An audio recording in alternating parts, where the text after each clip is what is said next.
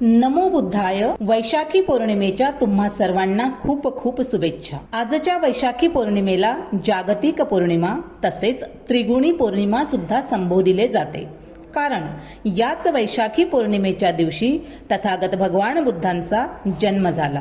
याच दिवशी त्यांना ज्ञानप्राप्ती झाली आणि त्यांचे महापरिनिर्वाण देखील याच दिवशी झाले. अत्तदीप भव म्हणजेच स्वयंप्रकाशित व्हा.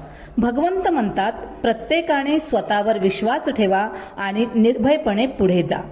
आयुष्यात कितीही अडचणी आल्या तरी शांत राहायला शिका. भगवंतांनी या संदेशातून सर्वांना आंतरिक संपन्नतेची जाणीव करून दिलेली आहे.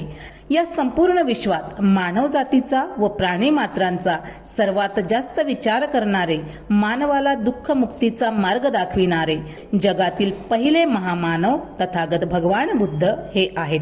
धन्यवाद.